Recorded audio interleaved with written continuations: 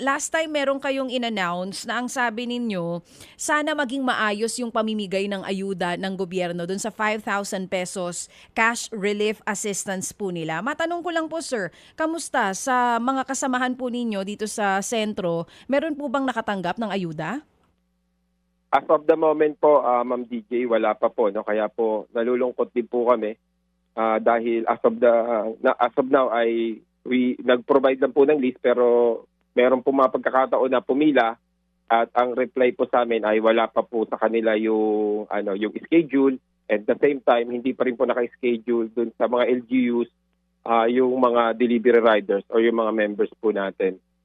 Oh, ito pong sinasabi ninyo for DSWD po ito kasi yung sa DOTR, nabigyan din po ba kayo?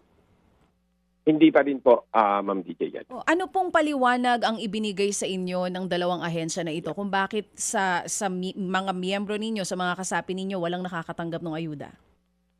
Apo, yung paliwanag po nung DOTR ay DSWD po yung mag-distribute, and yung paliwanag din naman po ng DSWD ay manggagaling po yung list sa dalawang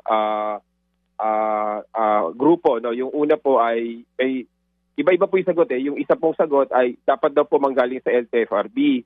Yung isa pong sagot manggagaling daw po sa mga delivery app companies. Yun nga po yung problema ngayon eh. Ang kapag nanggaling po sa mga kumpanya, sa mga delivery companies, itong listahan, ay hindi po na ilalagay lahat ng mga members o lahat ng mga delivery riders. So, ang ginagawa po kasi nagpo-provide po sila ng link. Ngayon po, hindi po lahat ng mga delivery rider naka-receive po ng link na maglalagay sila ng details para ma-include po sila sana dito sa ayuda. At meron pa pong isang lugar na ang sinasabi ay dapat manggagaling sa LTFRB yung listahan, hindi sa kumpanya.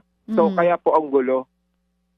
Sir Jeff, nag-ano din po kami, no, to add lang po, no, Ma'am DJ, nag-initiate na po kami ng sulat sa DSWD po, aside po sa DOTR, at nagre-request po kami ng dialogo para po sana maging maayos yung pag-distribute na ito, para iklaro po sino ba talaga yung makaka-receive, sino ba yung qualified, tapos po magkano.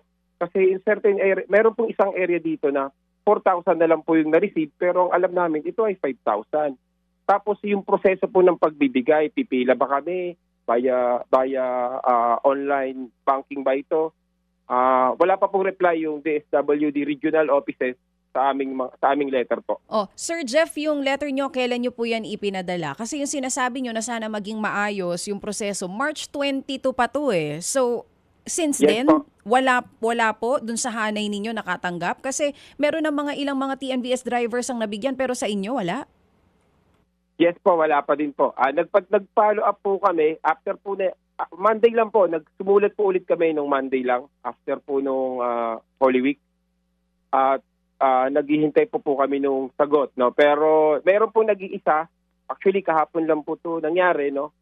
Meron po isang LGU, kino-comment po natin yung LGU po ng Iloilo sa pagse-set po ng meeting with DSWD, with the chapter po namin sa Iloilo, para pag-usapan po paano yung proper distribution.